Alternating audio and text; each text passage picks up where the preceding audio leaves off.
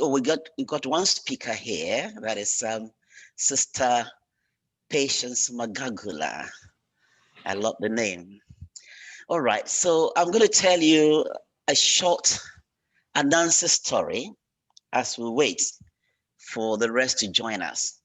Anansi is spider, okay? It's Akan.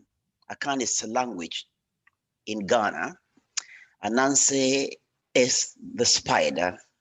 And Anansi is a very, very guileful, tricky, and greedy, sometimes aggressively greedy and selfish, narcissistically selfish, well, person. Okay.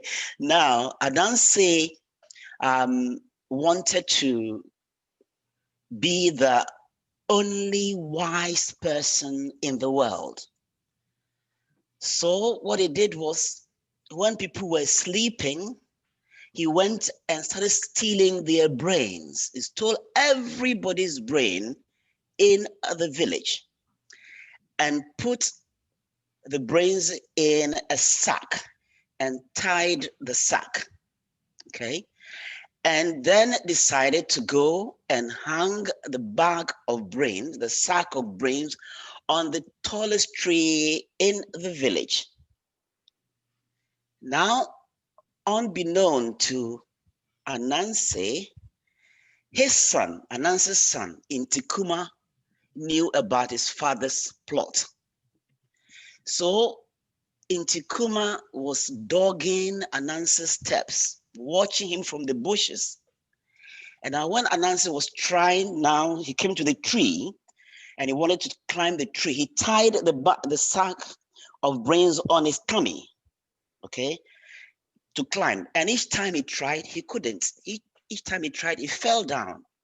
And then his son from the bushes said, Daddy, Daddy, if I were you, I would tie the sack of brains on my back to free my tummy in order to climb the tree.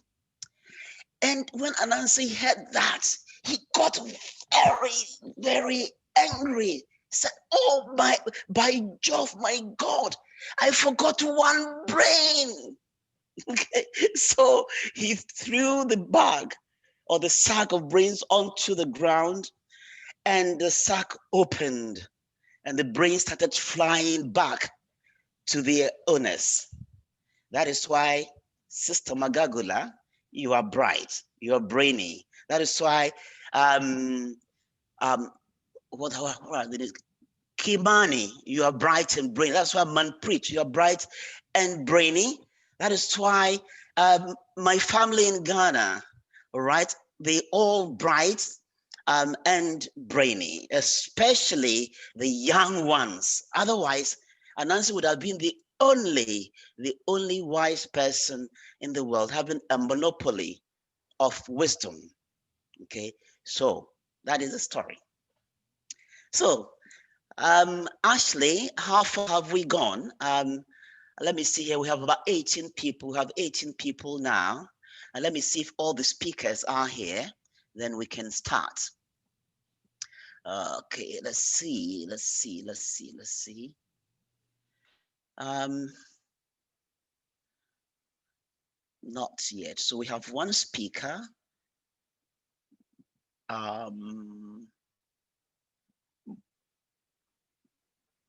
And Sister Kombi disappeared, the Chief Executive Officer and the founder of Great Lakes has disappeared.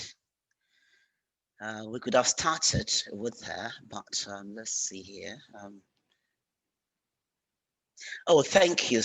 I got a compliment from my family in Ghana. Great story. Thank you. Oh, there are some messages in the chat room. So let me see what people are saying. Thank you. Amanda is saying thank you. Thank you for a powerful story. Thank you. All right. Lovely. Okay. So let us wait a little bit. Where is my daughter from Ghana? That is Letitia. She's still not here. I hope she's not having difficulty connecting. And then we're waiting for Miss Ethiopia. That is Miska, Dr. Miska Kasahun. She is not here yet.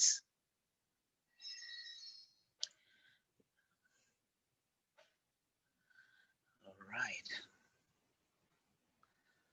Okay, Mary Kavita, Mary, you're so welcome. We seen you here again. In the cyber world again. Thank you very much for joining. I remember your powerful story during the Harambe Kuva, festival. Can you hear me, Mary? Yes, I can. Oh, beautiful! Nice to hear your that angelic voice again. Thank you. All right, so let's keep waiting. Let's keep waiting. Okay, Moses Omondi is also joining. Beautiful. That is from Kenya, I suppose. I think Moses is from Kenya, and Mary is also from Kenya. Okay, Moses, can you hear me? Moses, unmute your microphone. Can you hear me? Maybe not.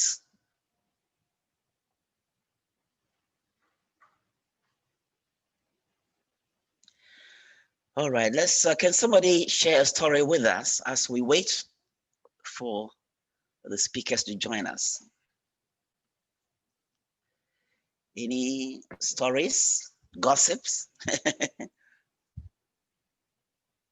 Okay, I'll tell another story. It's also, of course, about Anansi. Okay, Anansi, the spider, again, out of his greediness, wanted to.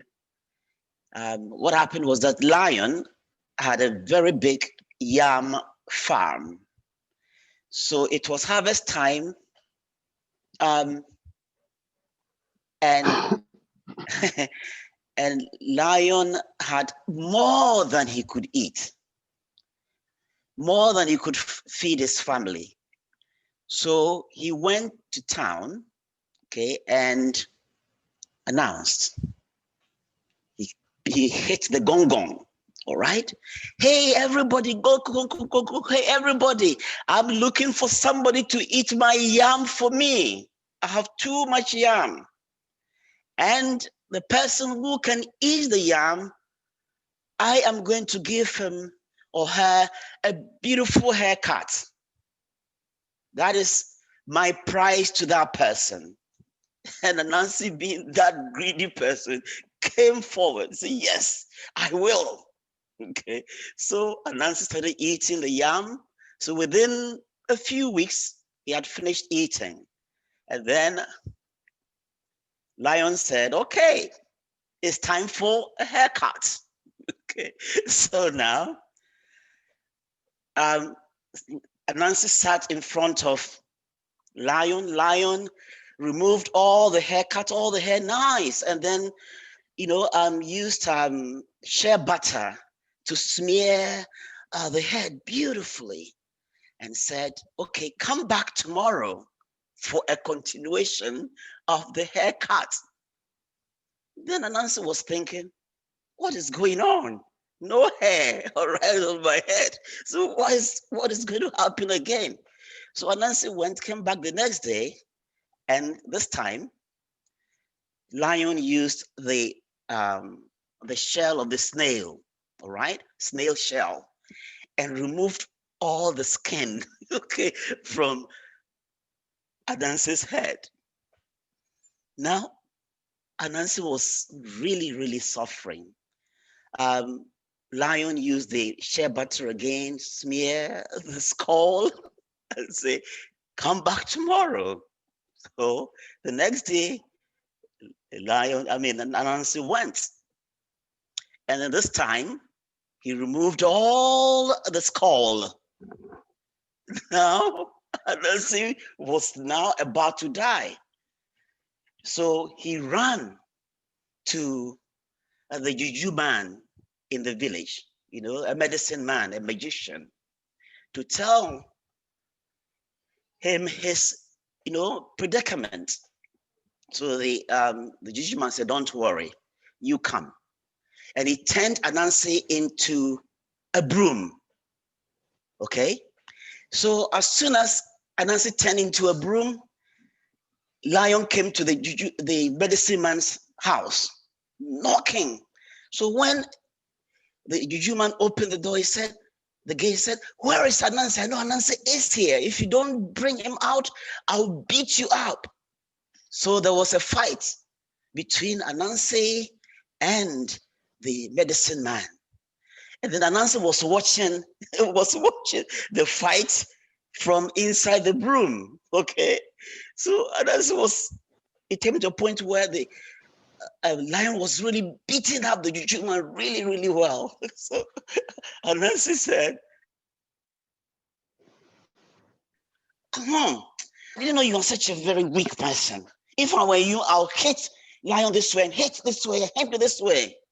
So now the juju man said, "Oh, is that how you are? You ungrateful. If you think you can fight your own fight, come and fight." So the juju man turned Anansi back, conjured him out of the broom. So lion said, "Okay, sit down. Sit down for more, more haircut." So he removed everything. Anansi has no head now. Now the reason why Anansi has no head, that is the story. Anansi has no head. Okay. Now, after that, Anansi took off again to another medicine man. He too turned Anansi into corn seed. All right. Anansi, lion came and also engaged in this person, this second medicine man, in a fight. Anansi was watching the fight from inside the tummy of, he turned it, okay, when he turned Anansi into the corn, a cockerel picked up, swallowed the corn, okay, Anansi.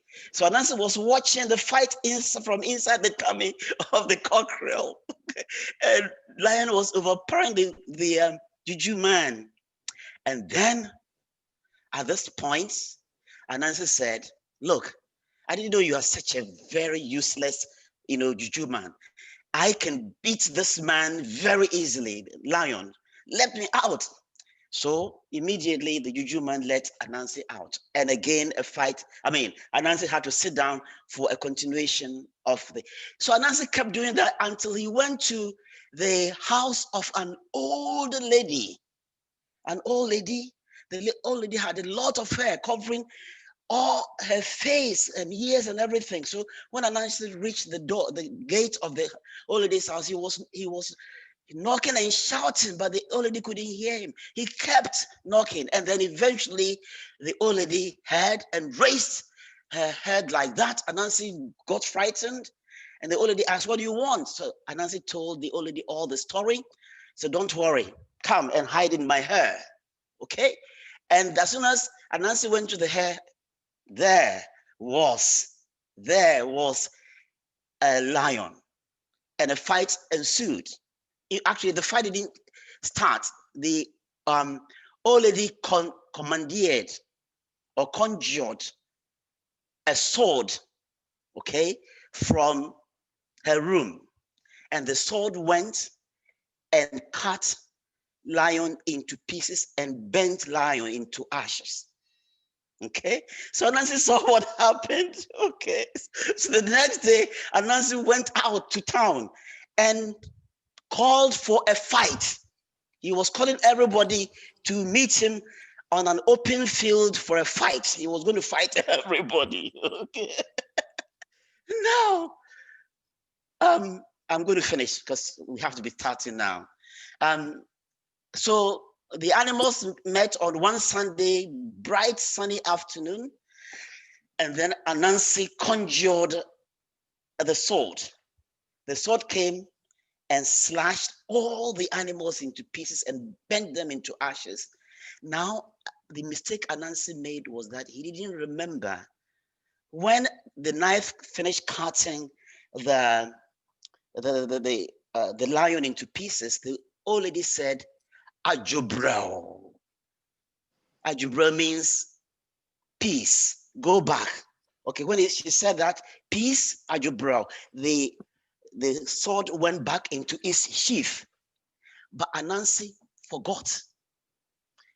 And Anansi kept saying, Afafram. Afafram is when you the old lady commandeered or commanded the sword to go and cut lion into pieces. So he kept saying, Afafram, Afafram. And he forgot to say Ajubra. So the knife or the sword came and slashed Anansi into pieces and burned him into ashes.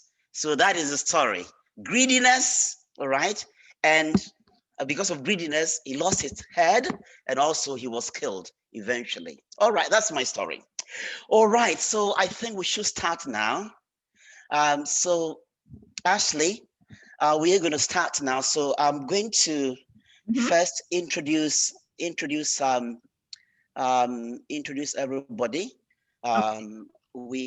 So good afternoon, good evening, and good morning to all of you in our global village and cyber world, wherever you may be.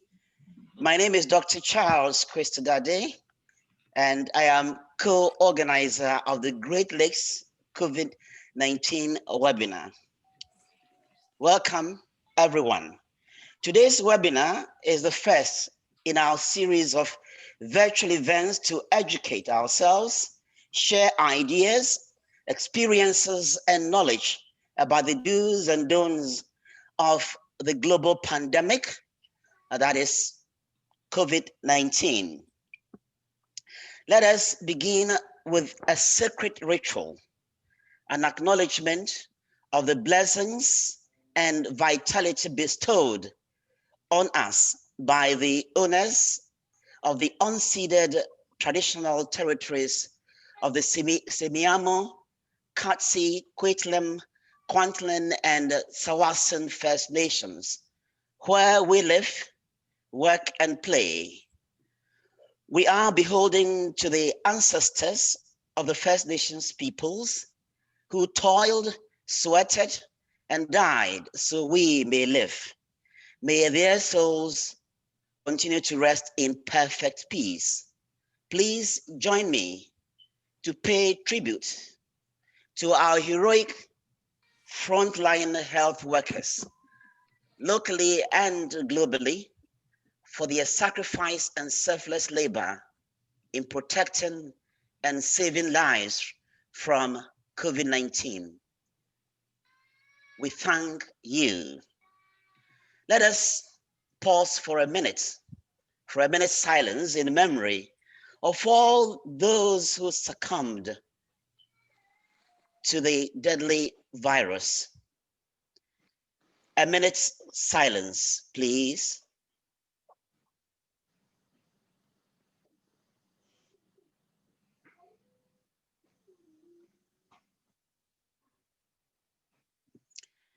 May their souls rest in peace. At this juncture, it is my honor and privilege, as well as pleasure, to welcome our sister, Mama Kombi Nanjala, the founder and chief executive officer of the Great Lakes Networking Society of British Columbia. Sister Kombi, the floor is yours. Thank you, Brother Charles. Thank you. And thank you to everybody who has joined us this time. Mine goes back to the acknowledgement of the land where we work and live. We thank the First Nation, the Indigenous people of Canada, for having invited us to live and work.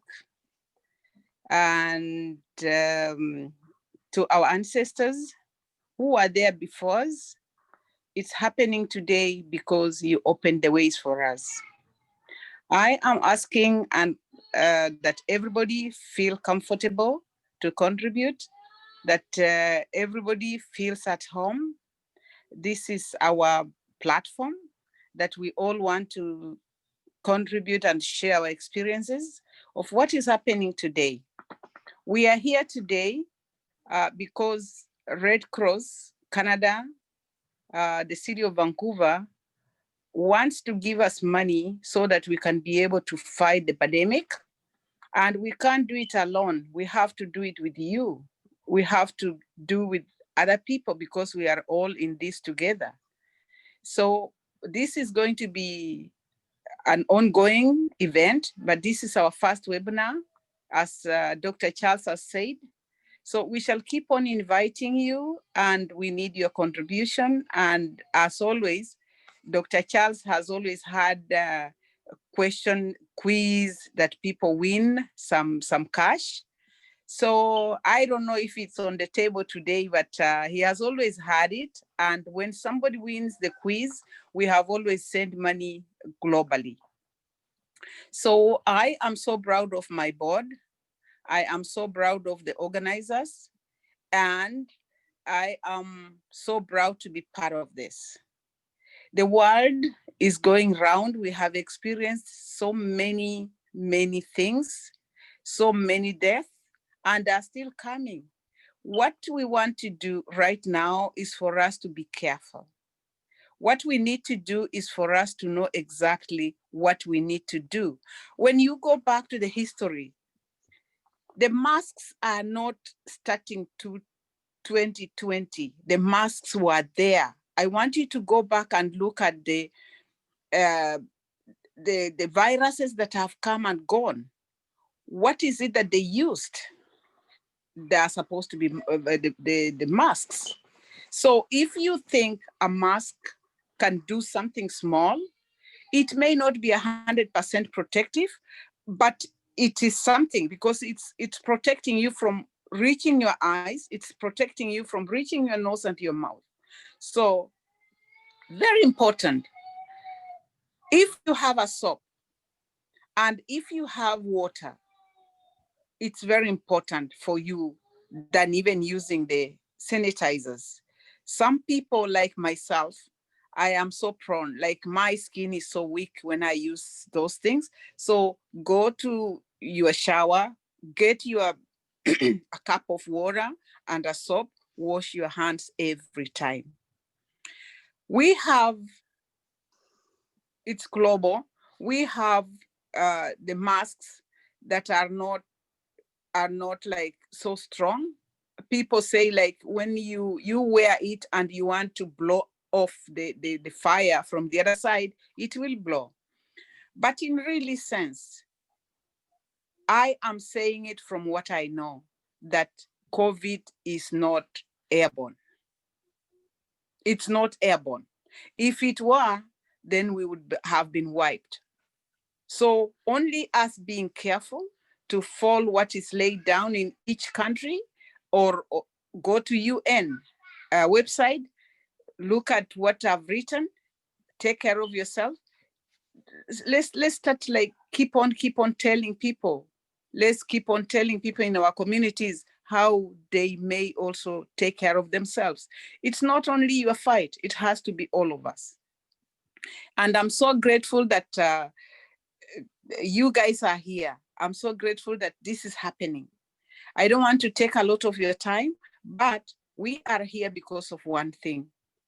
We have to fight COVID-19. We have to do it, and we have to do it as one.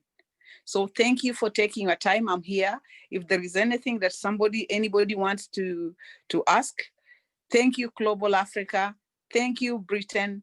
Thank you, German. All these people that are here, I thank you so much that you had to spare this time to be with us. Thank you, and God bless you. Thank you, Sister Kombi, our matriarch. Yes, so let's continue. Now we're going to show our able and competent and hardworking web mistress, Mrs. Ashley Nicole, is going to play a video on global Africa and the COVID-19, global Africa and the virus. But before that, I want to make a short introduction to the statistics. That is the number of Africans globally, and then the video would continue with the rest of the statistics. So global Africans in numbers, that is Africans or people of African descent, including those on the continent and the diaspora, number that is the number is 1.4226 billion, okay, people. Continental Africa, that is continental Africans, people, Africans on the continent, number 1.216 billion, okay?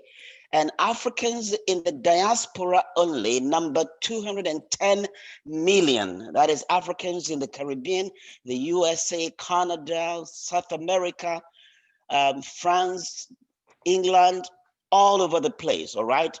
Globally, that is outside of the continent, is 210 million. Brazil has the highest number of people of African descent, that is 14 million people.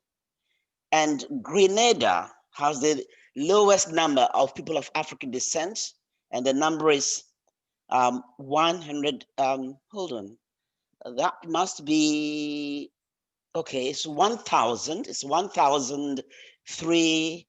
That is not correct. This number is suspicious, but okay, let me read it. It's from Wikipedia. It said 101, 309,000 people. All right, so these are the figures or the numbers or the statistics of Africans globally, those on the continent and those outside the continent in the diaspora. At this juncture, may I ask Ashley to play the video for us?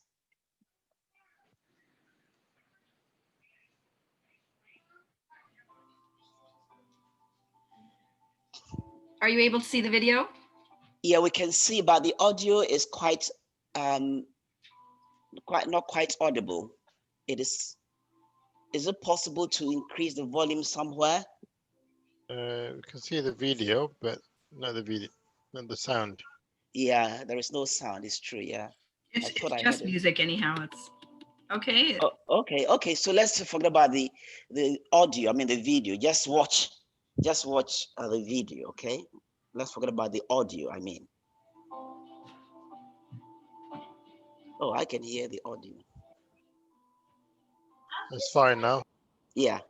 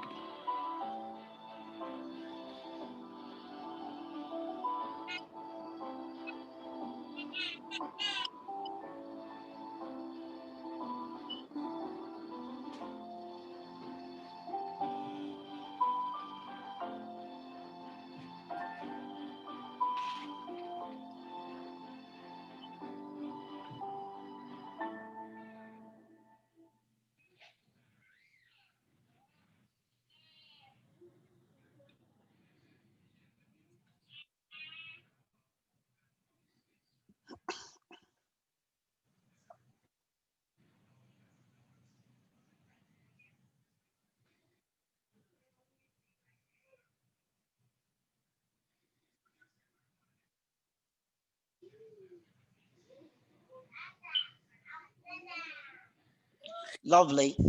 Thank you. you. Thank you very much.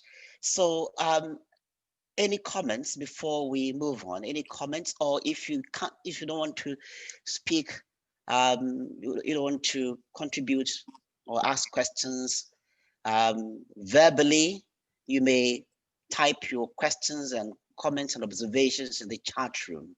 Right? You can do that. So let's continue with the program. Thank you very much, Ashley, for that wonderful video. And thank you, Sanjeev and his colleague from my class for that wonderful research and the PowerPoint presentation you put together. Now it's the turn of our keynote speaker, Dr. Miska Kasahun from Ethiopia. Doctor, if you're around, please take it over.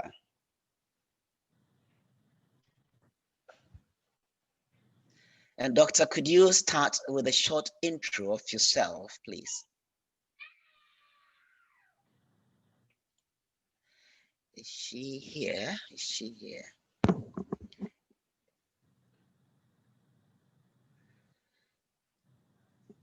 Dr. Kasahun, are you here? All right, maybe she hasn't been able to join yet. So let's move on to the next speaker as we wait for Dr. Kasahun to join us. So I'm going to introduce somebody who is so dear to my heart. She is a nurse and a daughter of mine. Her name is Letitia Akufubia Nate. She is joining us from Kumasi in Ghana. Letitia, if you're here, please, the floor, the cyber world, to be more precise, the cyber world is yours. Hi, everyone. Good evening. Please, can you hear me? Yes, we can hear you. Yes, we can hear you. Yes. My name is Letitia Kufubianate. I'm a nurse in Ghana, Kumasi to be precise. I want to share my story with you. I tested positive to COVID-19 in the early month of July. One Sunday, I went to work, and then all of a sudden, I started feeling feverish, vomiting uncontrollably. So a colleague of mine called one of the doctors to attend to me. The doctor came and then checked me. I was admitted that very day for some days and then discharged. I went home and then my case got worsened again. So I had to come back to the hospital. I was admitted again. So I told the doctor that I'm not getting better. Then he told me to go and see one of the lab technician. So I went to see him. Then he told me to go home and come back the next day to see one doctor called Dr. Edu. And I said, okay. In fact, when he said that, I panicked because I know he is in charge of the COVID-19 cases in the hospital. So I went home, came back the next day. And then he broke the news to me that I tested positive. In fact, when I went home, I couldn't do anything. I was so scared. I told myself I'm going to die because I was not getting any better. He gave me some medications to take. I went home, continued with my medication. but it was not getting better. So I was rushed back to the hospital again. He told me that they will be taking me to the isolation center. I told him I don't want to go there because I know proper care is not being taken over there. So I won't go. I went back home. Every night I have to get up and then heat water, cover myself up with a big cloth with the water beside me for a while. Then I'll start feeling hot again. Then I'll go back to sleep. I couldn't sleep every night because I couldn't breathe. Breathing was very difficult for me. I was doing that for a while. I was rushed back to the hospital again. It was to and fro. I keep going and then coming back to the house. So one evening, I started feeling feverish again. I was rushed back to the hospital. I was taken care of and then I was transferred to Confanoche. It was there that I realized I was pregnant. But I lost the pregnancy though. I came back and then continue with my medication and then a little bit of exercise.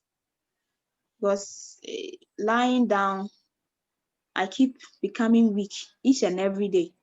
So I had to get up and do some exercise. So I took my medication with a little bit of the exercise, and then I guess I keep on moving forward with a lot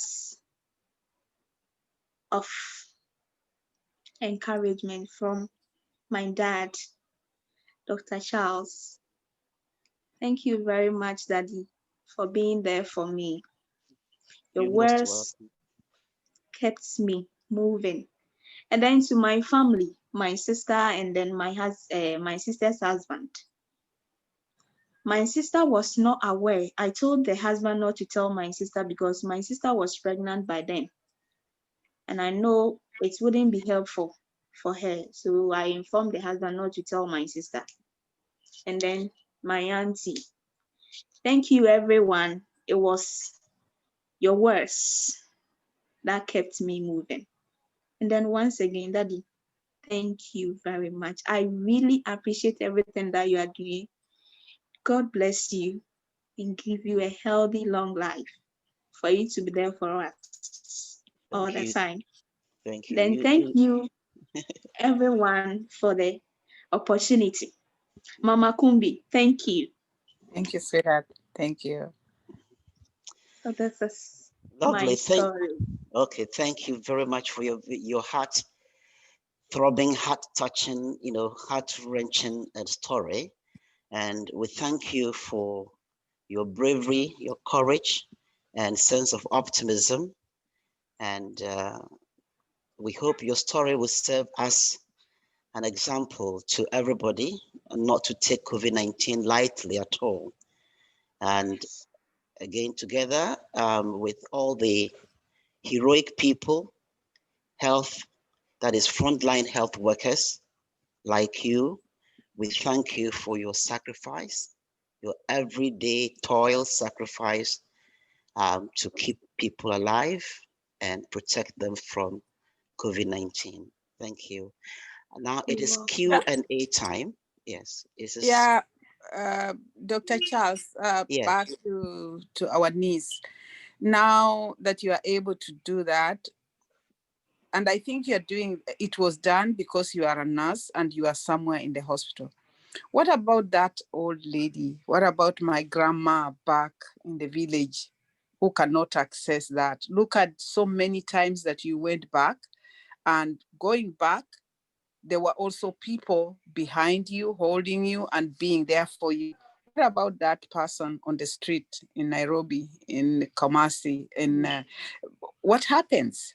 What is the advice? What can they do? Because in Vancouver, they will tell you from the hospital, go and isolate, go.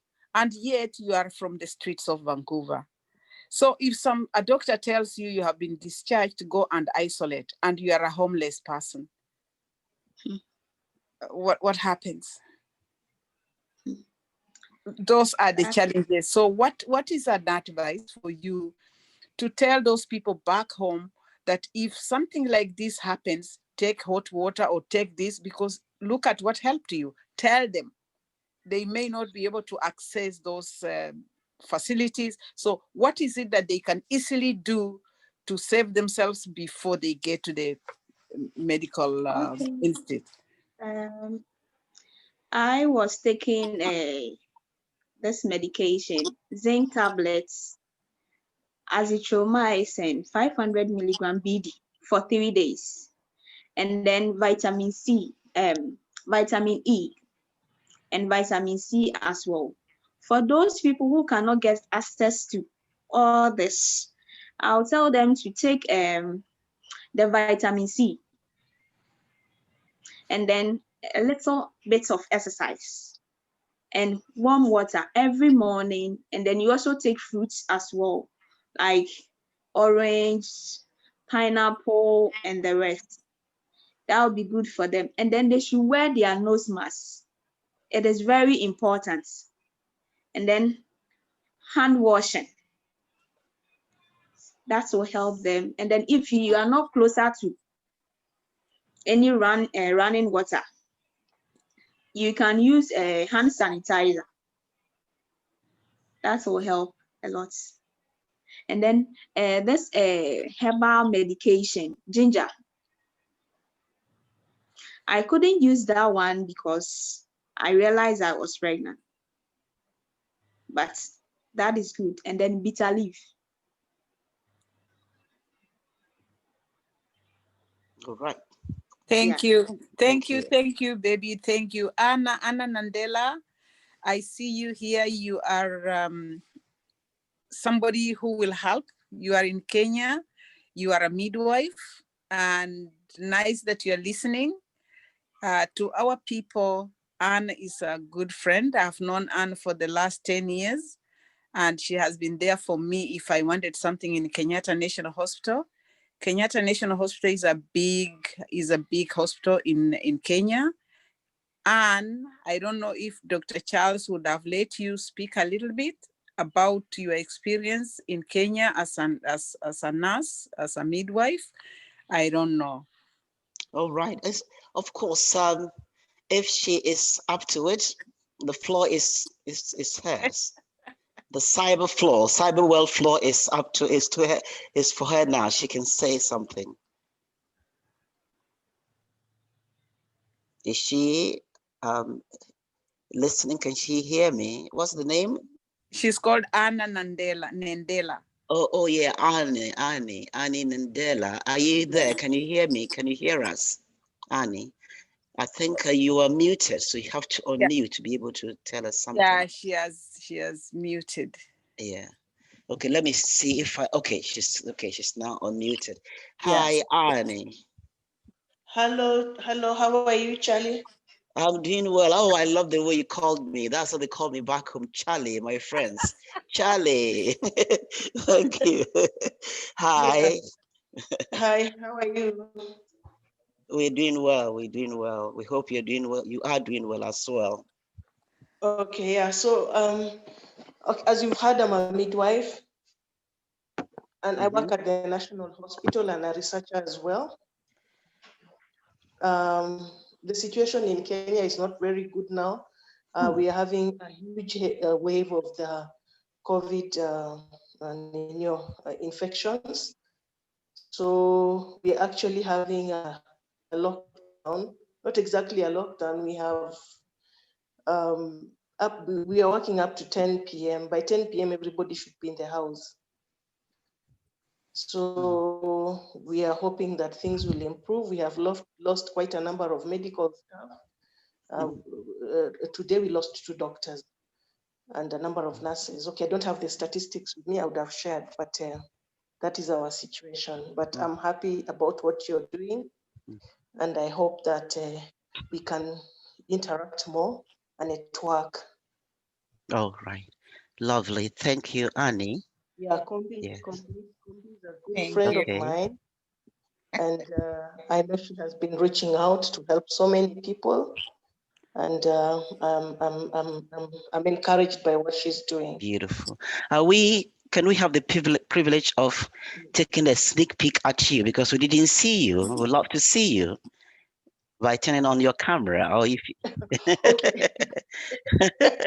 I put off my camera because it's late in the night here. It's almost 1 a.m. Oh, right. Okay. All right. Okay. If you don't want to, that's fine. Your voice alone, the angelic voice and the message of hope is good enough. Thank you. Thank you.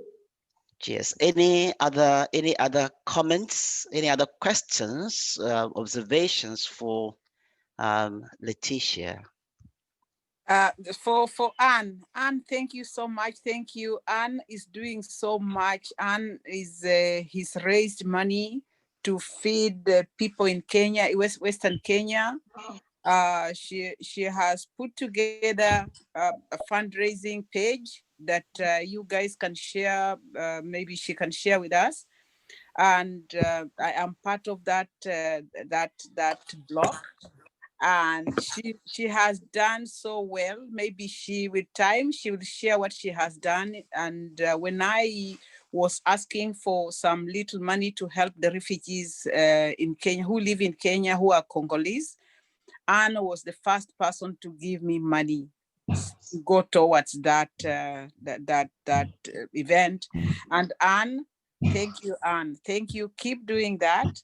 We are not doing it for us. We are doing it for God, because we are going to be asked, what did you do when I was hungry? What did you do when I was in jail, when I was in the hospital? So those are the questions you are protecting to be asked. Thank you, Anne, and keep doing that. Thank you, Sister Kumbi and Anne. God bless your hearts. Now let's continue with the program. We are now going to have a short video interlude. Charles, Yes. Hello. I see Dr. I see the doctor from Ethiopia. If you could allow her, maybe before it's late. Okay, very good. Okay, so it's Yes, already late there, so let's do that. Let's do that. let's listen to her, and then we could rush to the video because she's Yes. there. Okay, very good. Dr. and Miss Ethiopia, Queen, the beauty queen of Ethiopia, we are privileged and honored to have you as our keynote speaker. Dr. Meska Kasahun, the cyber floor is yours.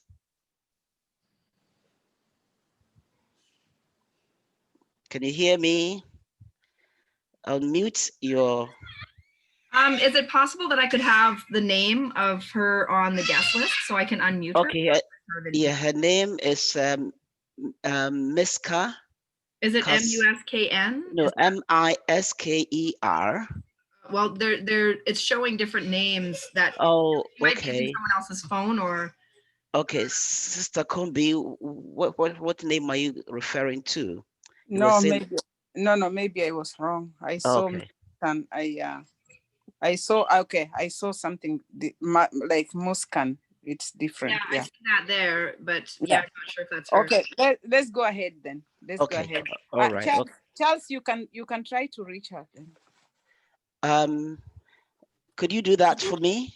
Because I have to. I can't. Will. Please. Yeah. Okay. Shall I begin the video? Yeah, but before that, I want to say a few things. So this video, after the video is screened, we are going to ask a few questions, and the winners, all right, will be given a prize. The winner, the first, second, and third follow-ups will be given prizes, okay? But we are going to ask you to type in your answers, okay, in the chat room, okay, chat room. That's where we would collate the answers and find out the winners. All right, and then we'll be in touch with the winners. Please do also include your email address, your name and your email address, so we could reach out to you. Okay, so let us watch my cocoa beans story.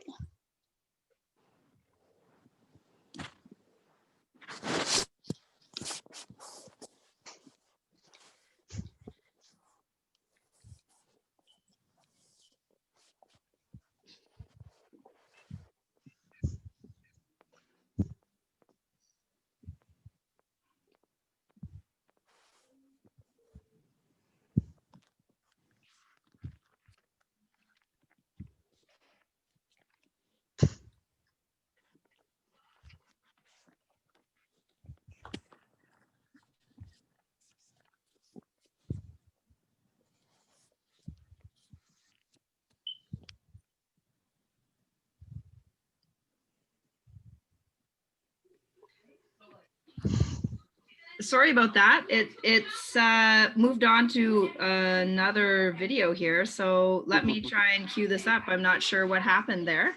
Okay. Give me just one moment here. Okay.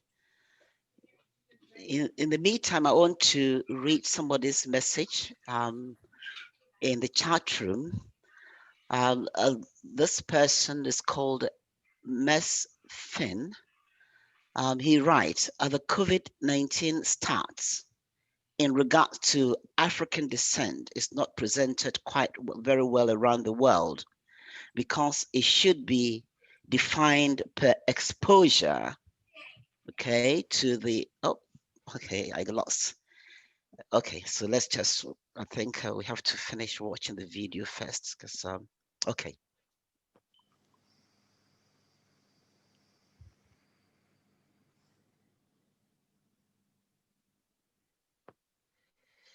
No audio.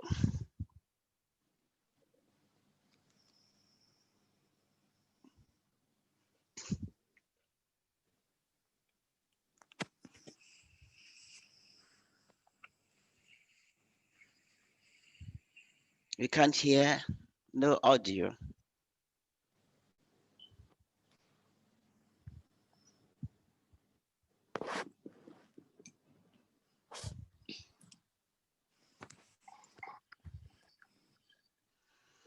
Actually, we can't hear anything. Can you hear from your end? Because we can't hear, I can't at least hear. There's no audio, it's only the video.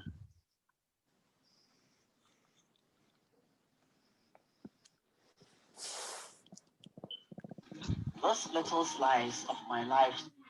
Sorry, I'm just pausing it for the moment because I have a sound on my end, and I'm just not sure why you're not actually hearing hearing this.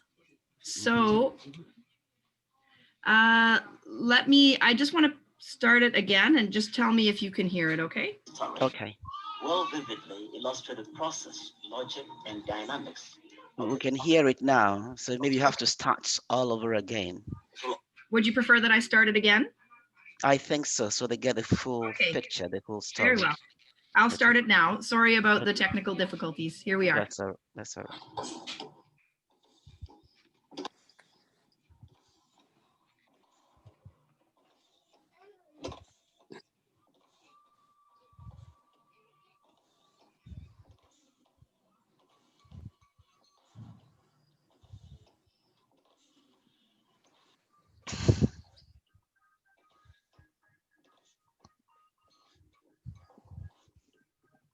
Yeah, we still can't hear it.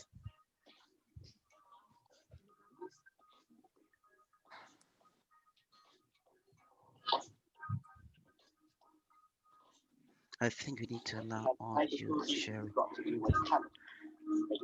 On the Global Sociological Imagination Day. We can't hear. Okay. Okay, we can hear it now.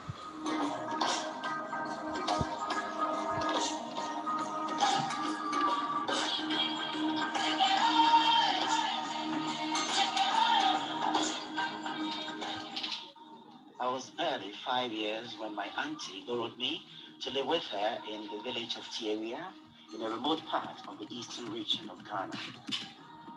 As a child growing up in the village, I planted a great deal of cocoa seeds and seedlings. At the age of 8, I was already growing cocoa seeds on my auntie and uncle's farms. Cocoa seed planting was my part of the division of labor on the farm, and I did this for more than 10 years.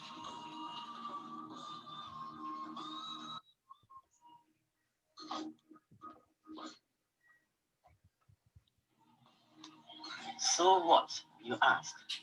This little slice of my life story will vividly illustrate the process, logic, and dynamics of the subject matter of this course.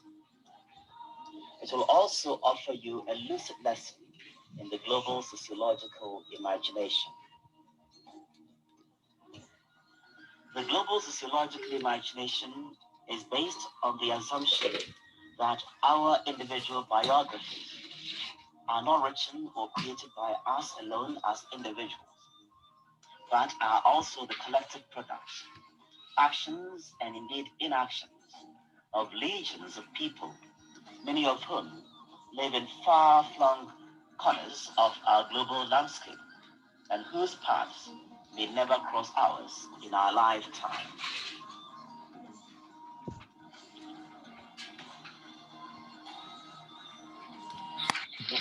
Sociological imagination is an extension of American sociologist Charles Wright Mill's sociological imagination, which posits a link between personal biographies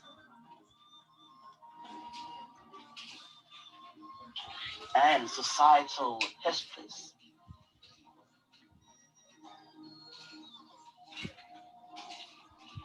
Private problems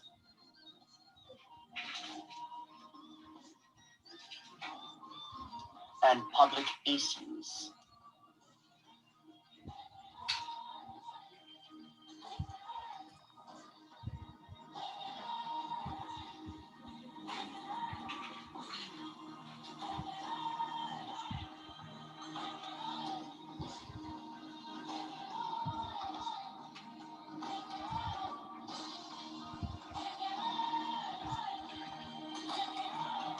The present with the past.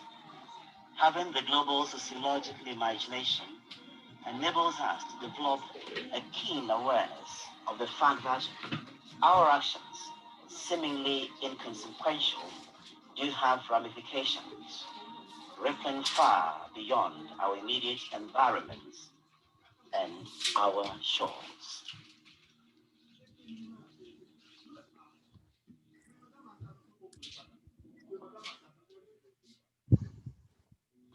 Think about it.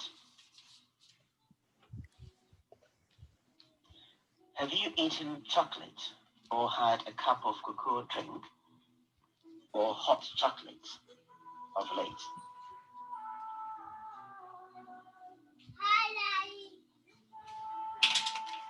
If you have, chances are that the chocolate bar you ate or the cocoa drink you had contained beans from the cocoa trees I planted some 30 years ago in Tieria, also known as Uria Sunrise Village.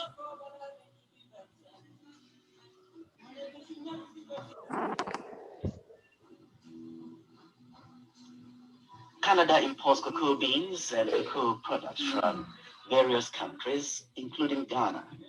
Thus, the cocoa seeds I planted as a child is today providing nourishment to you and hundreds of thousands of your compatriots, and employment to even more Canadians who work in the chocolate and other chocolate-related industries, and employment to even more Canadians who work in the chocolate industry. That is not all. All my education, from high school to graduate school, was paid for by people I call my unsung heroes and heroines in villages and cottages across Ghana.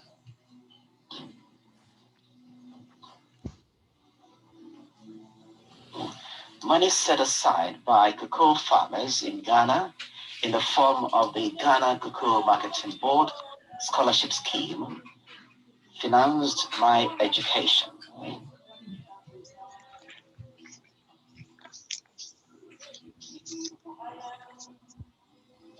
And here I am today, a professor in Canada, helping in my own small way to educate the future leaders of this country, my newfound hope.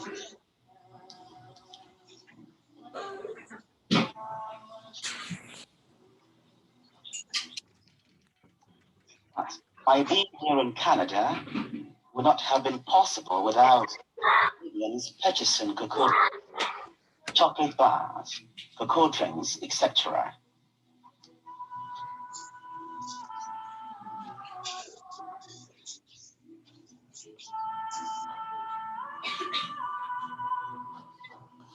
Canadian communication studies scholar and social philosopher Marshall McLuhan put us all in the global village, where willy-nilly, for better or for worse, we inhabitants are increasingly becoming interconnected, integrated, intermixed, intermingled, and interdependent.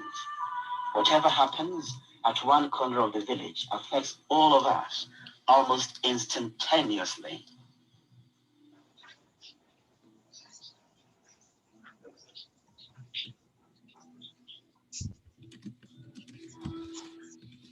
It's my hope that this course will ignite your own global sociological imagination so you can properly see your place in the tangled web of the global scheme of things. Know what role you can play in making our global village better, keeping in mind that your actions and inactions affect all members of the village. For as Martin Luther King Jr. put it so beautifully, we are all caught in an inescapable network of mutuality, tied in a single garment of destiny.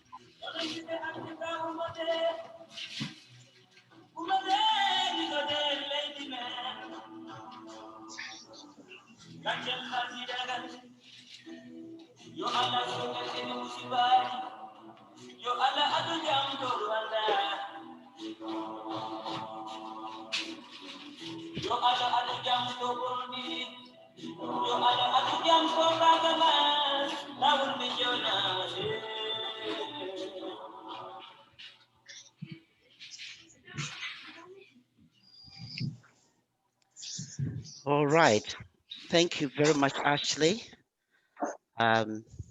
So I'm going to ask 3 questions about the video, but before I do that, I want to contextualize the video.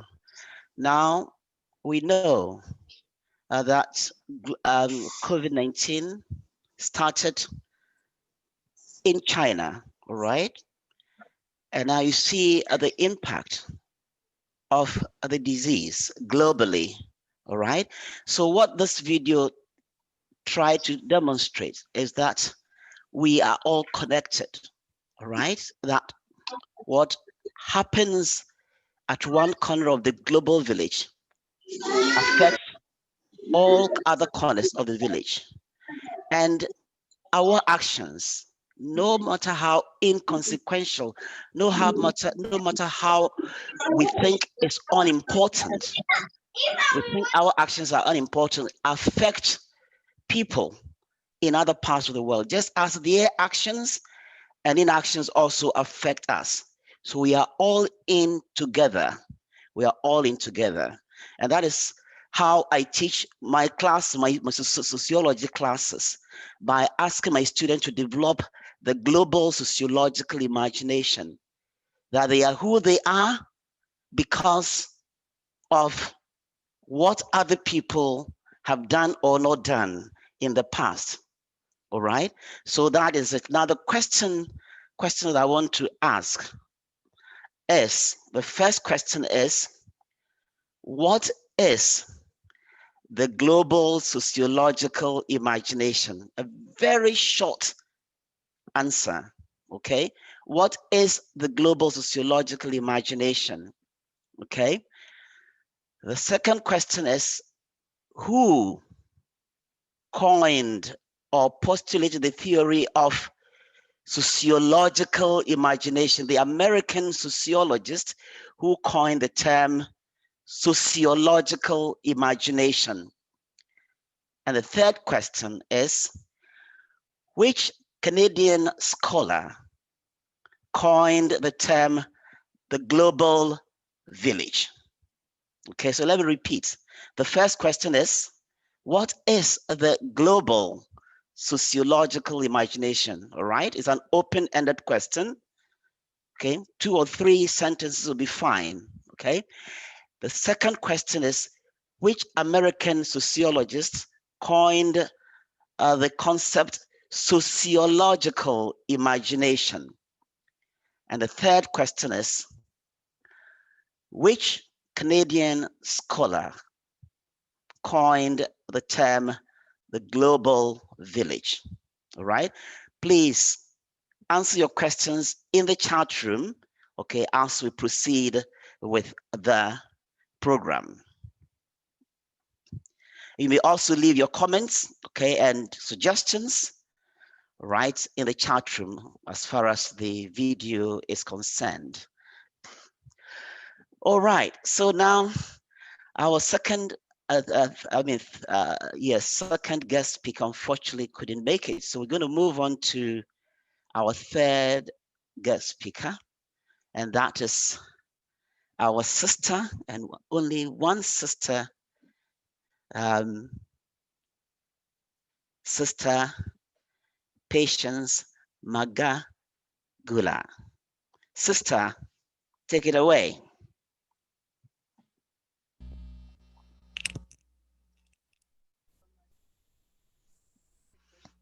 Please begin with a brief intro of yourself.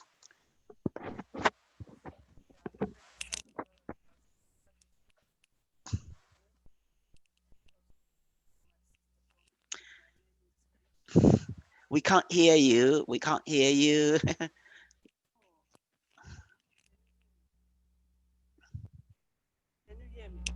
Yes, we can now. Yes. You're still muted. Okay.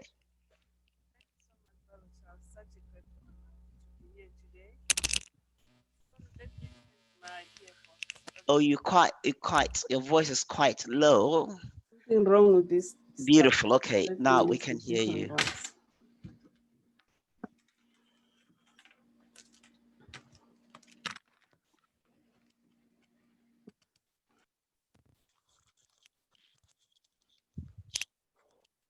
I guess it's my earphones. Okay, Can we you can hear hear me you. now? Yes, we can. Okay, yeah.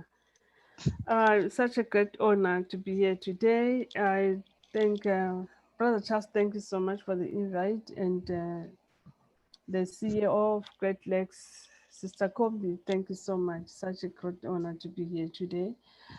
And my name is Patience Magagula. I'm a director at Afro-Canadian Positive Network of BC. It's an organization that serves people living with HIV, people from African descent. So we serve our brothers and sisters who are struggling coming to Canada. We chose to found this organization to bring a home away from home atmosphere after witnessing stigma and discrimination in our community. We serve our people like in Africa, like extended family. We are brothers and sisters, uncles, grandmothers, grandfathers coming together to serve our community. So my topic is HIV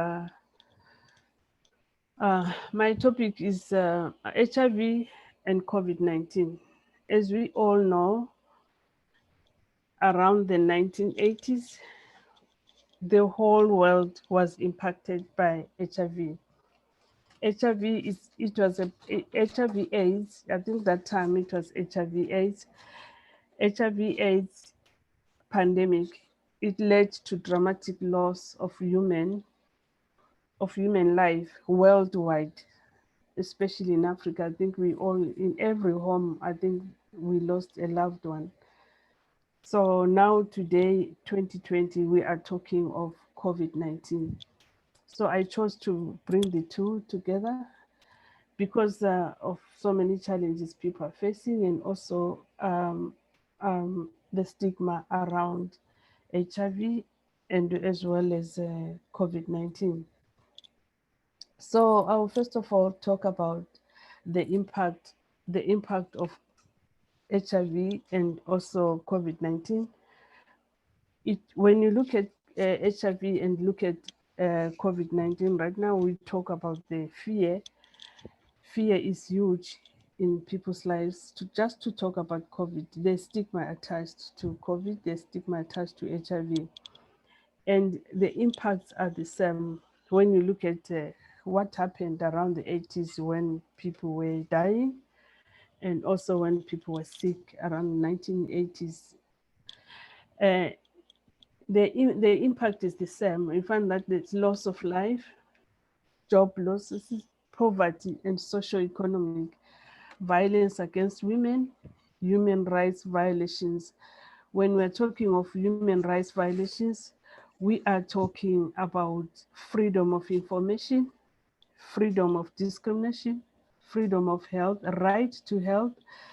We find that like in Africa, it's like in Zimbabwe. In fact, I come from Zimbabwe. Zimbabwe, there's no water, and they're encouraging people to practice hygiene. How do you practice hygiene when you don't have water? And people, you have to wash hands into every 20 minutes.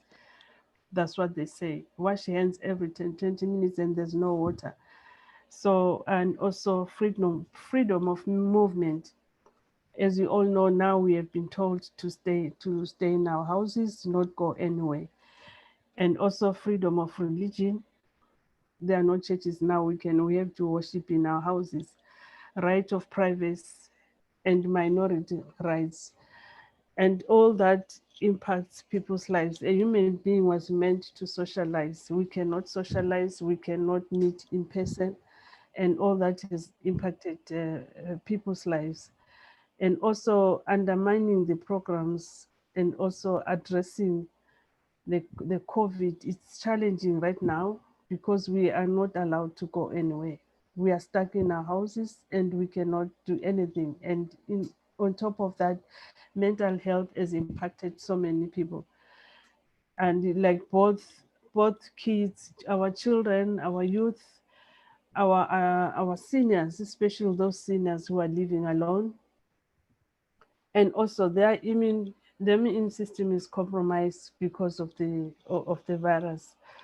So access to treatment now, when you talk of access to treatment, as you all know, around the 80s when people were dying of HIV AIDS, we find that most of them died because there was no health care provided. And in most spaces, in most places, you find that poverty was huge in Africa, especially for people who could not even manage to access care. And also, like according to the study says HIV and COVID, it really affects people's mental well-being. And older adults, especially those who are living with HIV, they are at risk because now their immune system is compromised, and it's so challenging, and there's fear. They've inflicted fear in people's lives because, like mentioning all those things when there's no solution to them. And also, people living with HIV, their CD4 count is low. And the reason why the CD4 count is low, people living with HIV, you're not supposed to be stressed. Stress itself, it lowers your immune system. And also, there's no effective treatment anyway. Like at this point in time, people living with HIV, they live with fear. And this fear on top of fear, remember, people are scared even of going out, of even disclosing their status. And no one can talk about HIV. Like that's our African setting. There's taboos which are around HIV, and now there's taboo again around COVID. And you can see that people's lives are in jeopardy. And access, Now I'll talk about building back better. Building back better, it means stepping up public investment to ensure the universal public health. So when you look at the whole setting about all these viruses which are coming all the time, health systems that are underfunded, it's very challenging for them to reach out to people. And also understaffed hospitals, they put people at risk. Especially when I'm saying this, I'm talking to countries, to places like Africa and all those countries, poor countries that are they have a financial challenge, and debt repayment on health.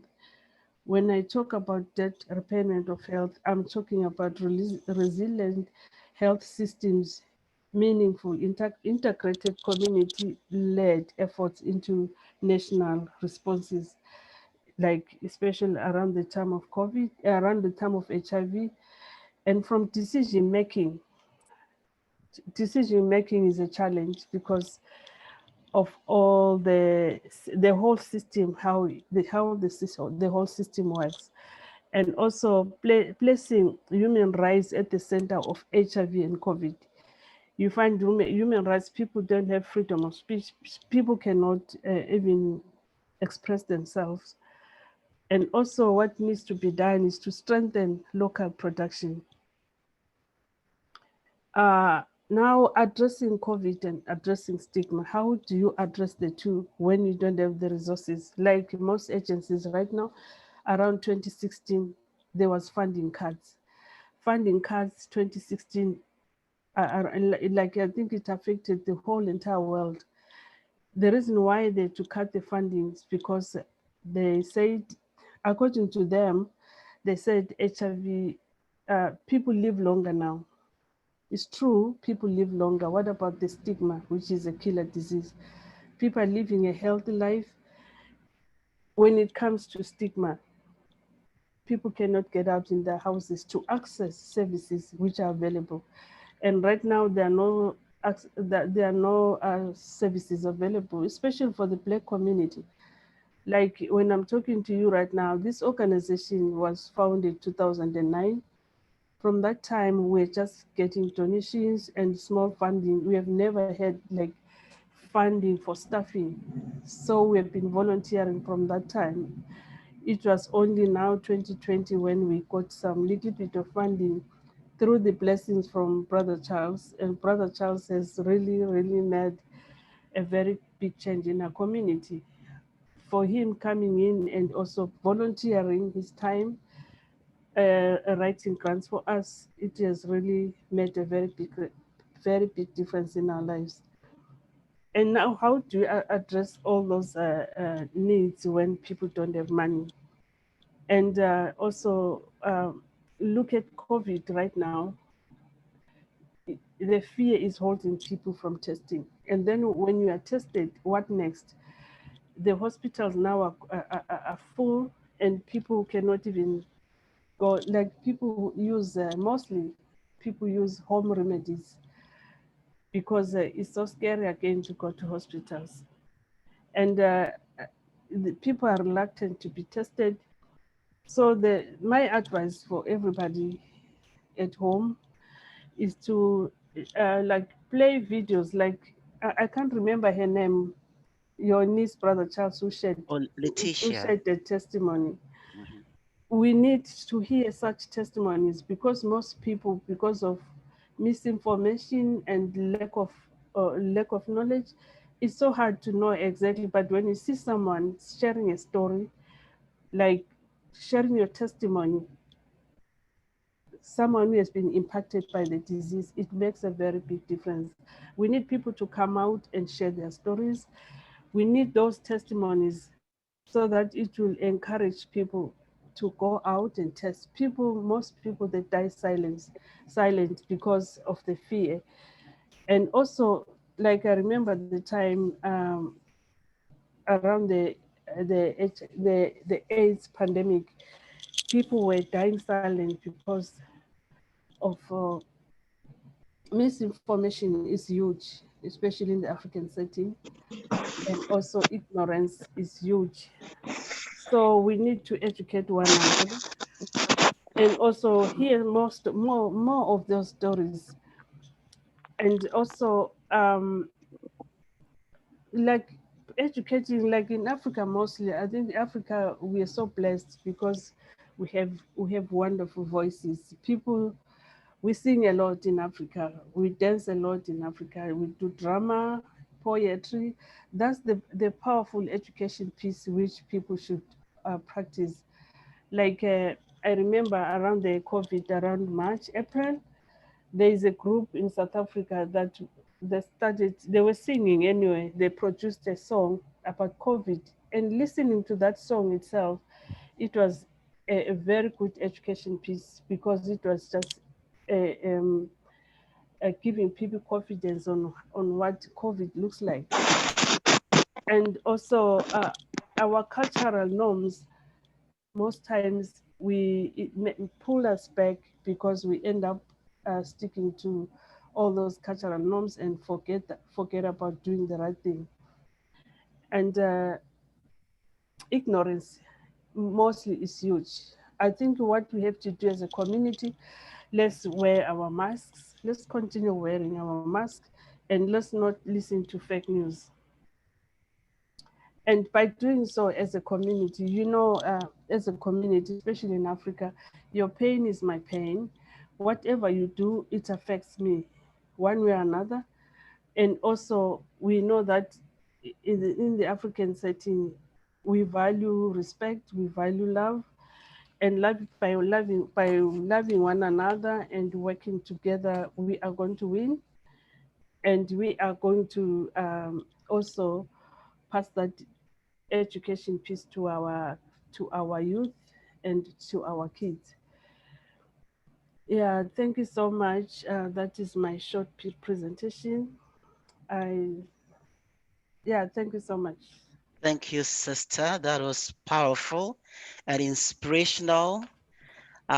Yes, the Ubuntu philosophy says, I am because we are because I am. We are all in this together, and we need to help and support one another.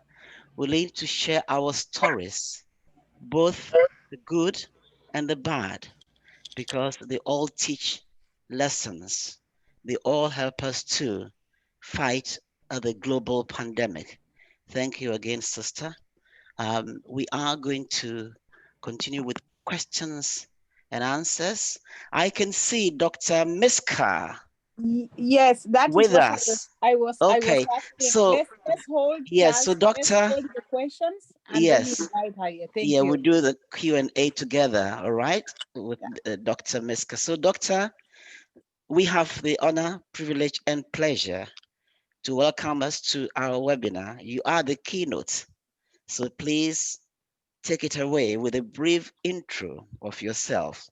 Humble but proud introduction of yourself as a doctor and a beauty queen. It's all yours.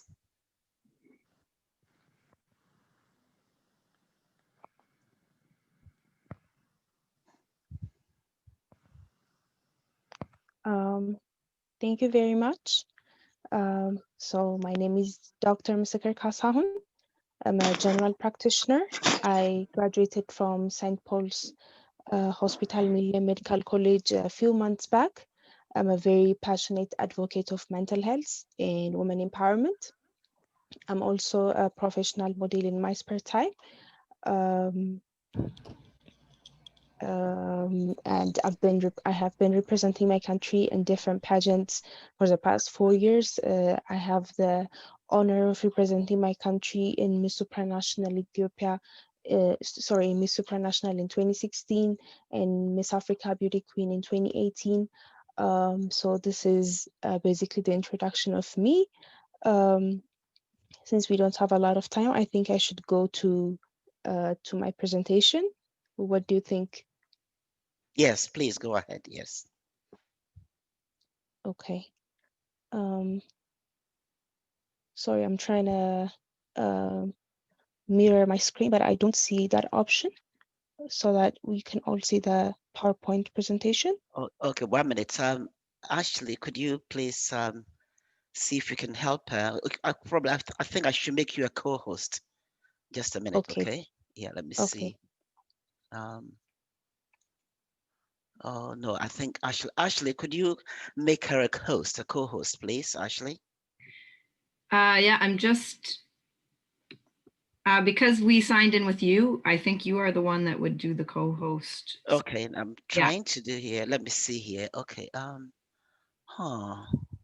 Okay, let me try again. Chat, it doesn't allow me to. Hmm.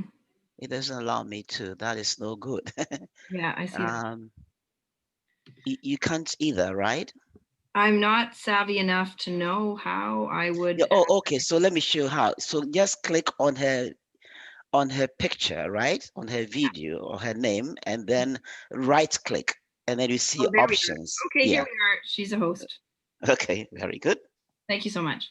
It's my pleasure. Okay. So you can share your screen if you. Okay. Yeah.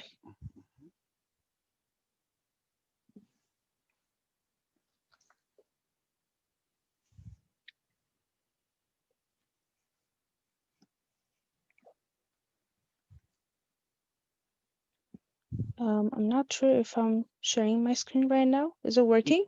No, not yet. Click on it again. Click on share screen again. Sometimes it takes a while, a few Okay. seconds. So click on it Okay. again. It's telling me that it's on. Oh, okay. Click stop. All right. Click on stop sharing and then click on it again. Okay. And you would need your PowerPoint needs to be up on your desktop. Yeah, it is. Okay. It is okay.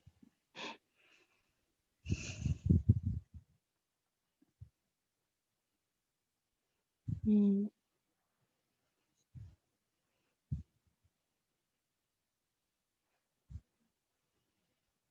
Okay, I think I. Okay. It's happening. It's happening. Good. It's happening. Okay, Okay, good. very good. So I think everyone can see it now. Yes.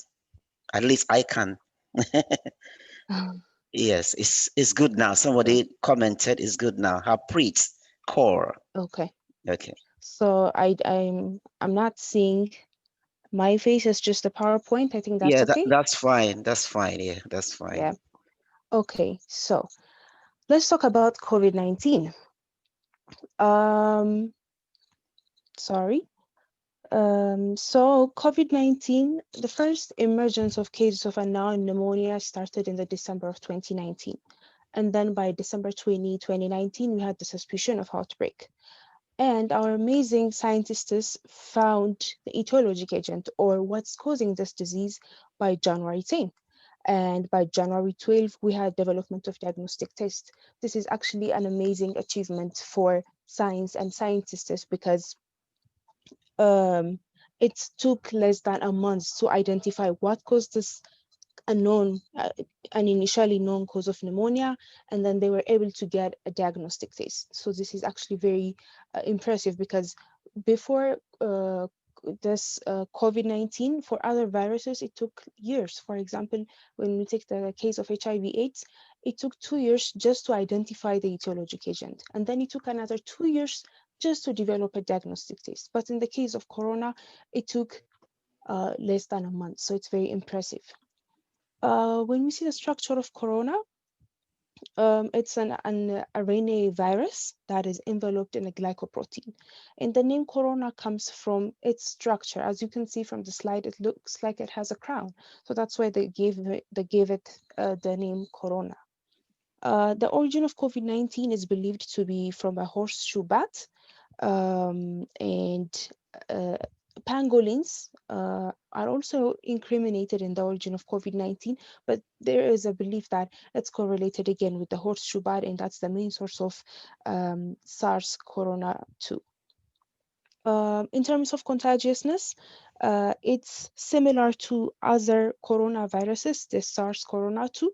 And as you can see on a scale of 0 to 10, it's around between 0 and 5. So it's not very contagious, but still, compared to other viruses, it's still contagious. And when we come see deadliness, again, it's not very deadly compared to other viruses like Ebola, bird flu. So this is how we compare it to other viruses. So this is not the first time we had a virus that is pathogenic to human beings or that is uh, infectious um, to other sorry, this is not the first time we had a coronavirus that's pathogenic to human beings. The first outbreak of this coronavirus was in 2003, and the disease was called SARS, or severe acute respiratory syndrome. And we had a case of around 8,000 patients. The fatality rate was 11%, and the transmittability was low. And by 2011, we had what is called MERS, or Middle Eastern Respiratory Syndrome. And by then, we had around 2,000 cases, but the fatality rate was much higher. It was 34%, but still the transmittability was low. What we're having now, COVID-19, or the cause, SARS-CoV-2, by now we have more than 25 million cases worldwide, and the fatality rate is anywhere between 0.5 to 1%. But the transmittability is very high. So that's what makes this virus very effective, even though it's not fatal, even though it doesn't kill most of the people that it infects, but it's able to transmit very widely.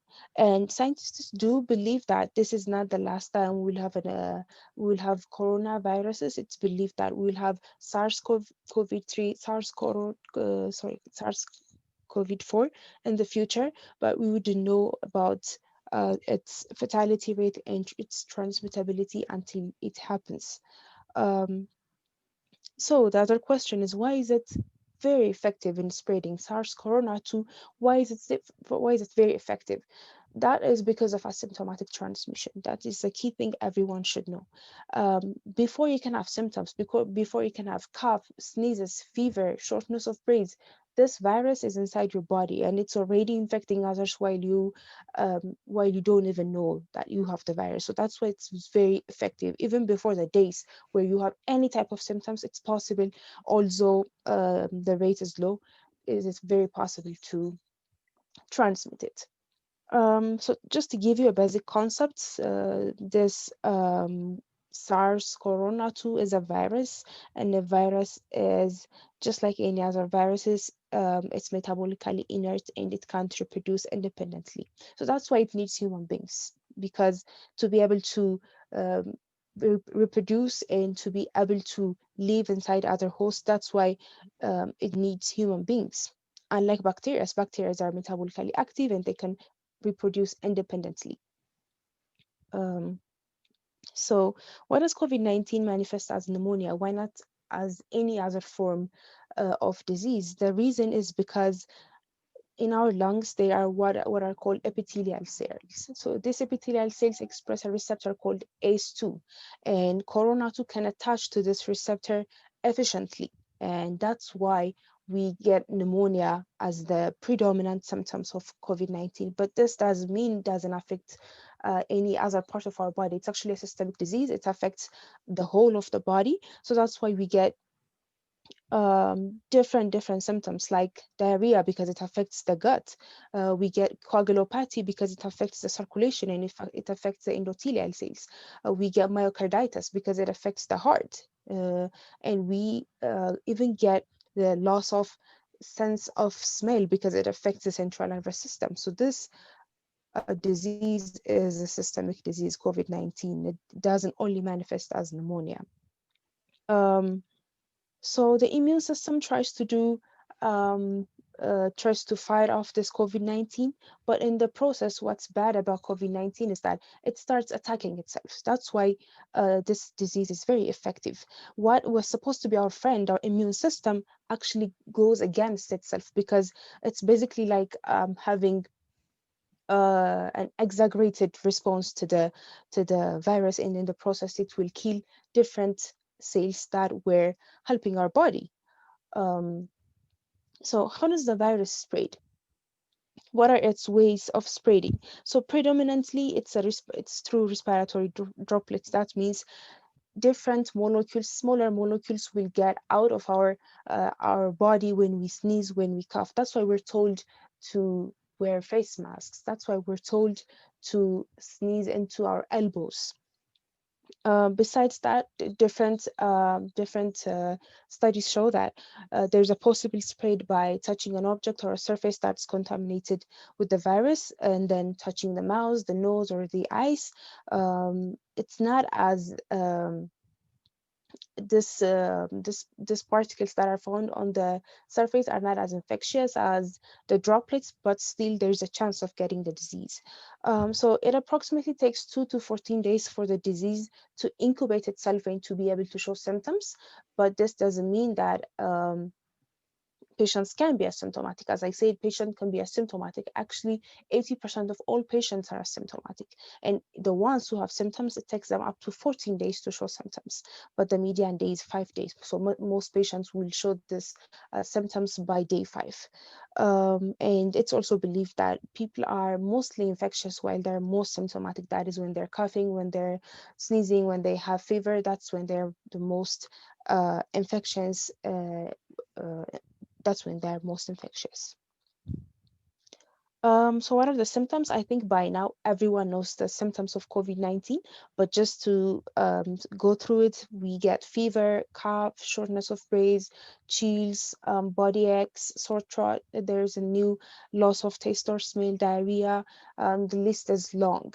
And what makes COVID-19 difficult to diagnose, that is at least clinically, is because this symptoms can be a symptom of a range of things. It can be a symptom of a common cold. It can be a symptom of an allergic reaction. So we need a high index of suspicion to be able to say, okay, maybe this might be corona. Maybe I have corona, because these symptoms can be symptoms of a lot of things. But now with the age and with the time we're living, we have to suspect when we have the symptoms, and we need to be able to get tested. Um,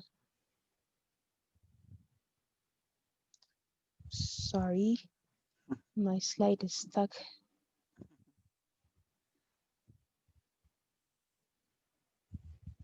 Okay, so what are the symptoms in children?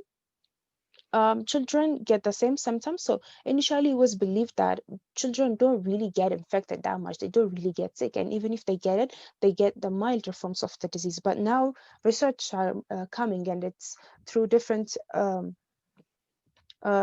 researchers, we are seeing that children do get infected, and they get something called the multi-system inflammatory syndrome, which is something similar to the Kawasaki disease or toxic shock syndrome, where it is an inflammatory syndrome. So children do get symptoms. They do get infected. So whenever there's fever, whenever there's abdominal pain, pink or red eye rashes, if they are having trouble breathing, we should always consult our patient. We should take them to the hospital.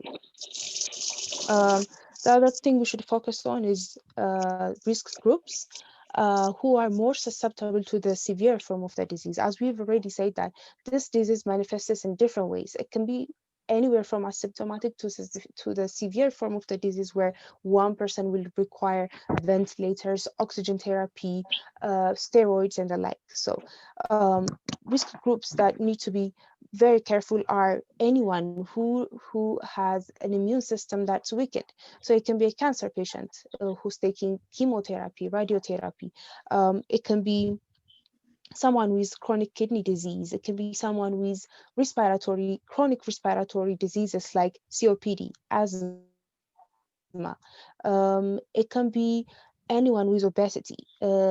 type 2 diabetes, sickle cell disease, different cerebrovascular diseases like stroke, like coronary artery disease, like hypertension. This group of people should be very careful not to contract the disease because they usually manifest the severe forms of the disease. Knowing this will help to protect others and to protect ourselves. So we have different diagnostic tests to be able to confirm if one has the virus. So there are RNA tests. This uses PCR, and this works by amplifying viral genetic material to the detectable level, and then we would know that a person has corona. The other way is antigen tests. These antigens are produced by our body against the viral matter. So we can also detect antigens. So these are the two ways. The other way, it's not a diagnostic test, but just to mention here, are serologic tests. These are tests to identify in antigen tests, I think I said our body responds to I think I said our body responds um, to the virus, but I meant to say these are viral proteins. These are proteins produced by the virus. These are antigens, so we get to detect that. But in serological tests, our body produces antibodies or proteins against this viral antigen, so we get to detect that. But this can only tell us if there was infection in the past. It doesn't tell us if there is infection right now. It just tells us if there was infection in the past time. So what can we do to protect ourselves from COVID-19?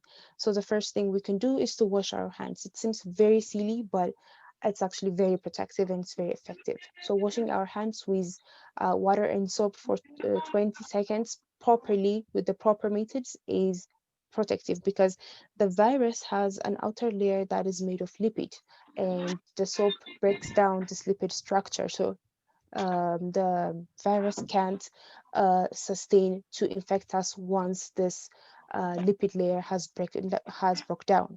So it's very important to wash our hands for 20 seconds with water and soap.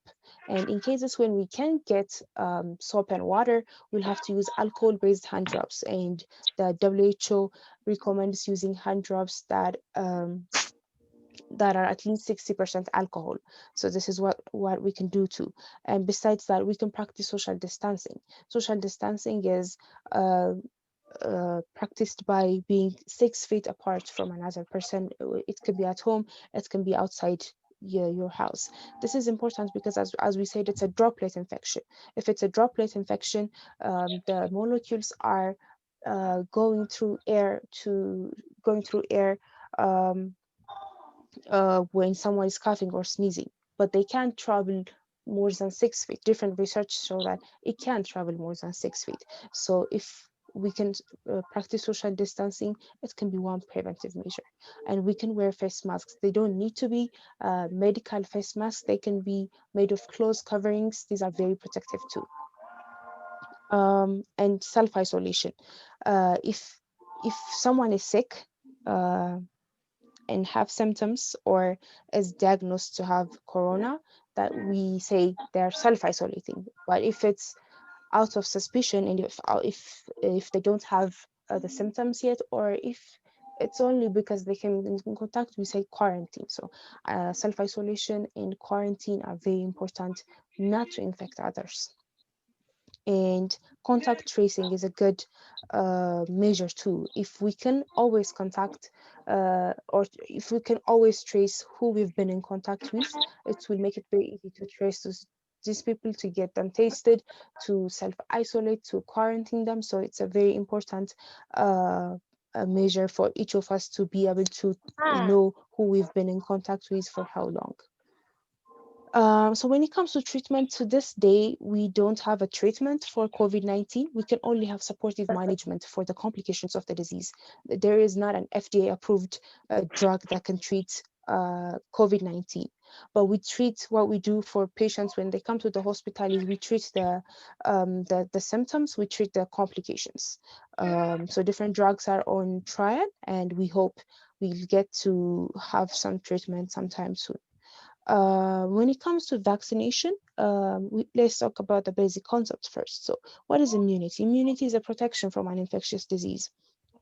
If you are immune to a disease, you can be exposed to the infectious agent, but you won't be having the disease. So that's what immunity is. And this immunity can be induced by having the infection, which will subsequently give us immunity for further exposures, or we can have immunization by taking vaccinations. So currently we have different phase 3 successful vaccines. Pfizer, Moderna are phase 3 vaccines that are soon to go into production, and we'll have vaccines in the coming few months. These are successful vaccinations, but they're not approved yet.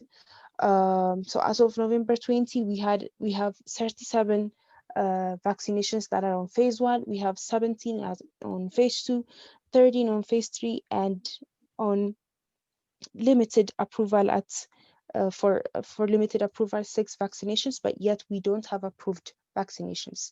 But we are hoping that Pfizer and Moderna will get approval and will get into production soon, and we'll have vaccination.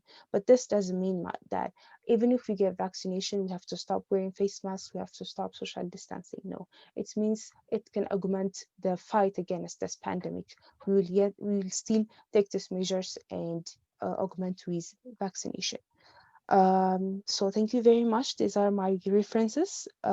If you have any questions for me, I will appreciate it. All right, all right. Thank you, Dr. Kasahun, for that powerful, cogent, informative, educative presentation. I've not seen anything like this for a very long time, so I'm No. really, really thankful to you. I wish we could share this widely on our website, our Facebook, and other, media, because this is really, really good. Very, very educative. Doctor, we thank you. Now the floor is open Thank you. for questions and answers for Uh, both Dr. Kasahun and who spoke with her before her, and Patience. Sister Patience Yeah, Magagoda. All right. So yeah. questions. Before the question, thank you, doctor. Thank you. Like, I thank you from the heart. You have made us so proud that normally for us, the people who live outside here, when we tell them we are educated, it's like we are not saying the truth. I have 3 sons who all went to the universities in Nairobi, in Kenya. But when they wanted to become citizen, they were sent to are you sure you can speak English? And one of them is supposed to be a doctor. Another one is like, and then that is the question. Are you sure you can speak English? So your presentation, what you have put together is something that you should give it to us. And we want to now share that this is coming from the continent.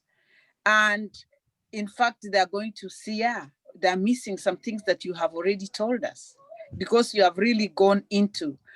And I take this opportunity to say Anne Nandela, a nurse in Kenyatta National Hospital, that is a doctor in Africa. She's planning on bringing her to Kenya. If you can organize something, I want you to be so close. I want you to share. I want you to invite her to Kenya. I want her to invite you guys to Ethiopia, so we can exchange those ideas and experiences. And at the end of the day, we are going to save ourselves. So thank you again, doctor, for taking your time. It's too late, and you giving us this chance.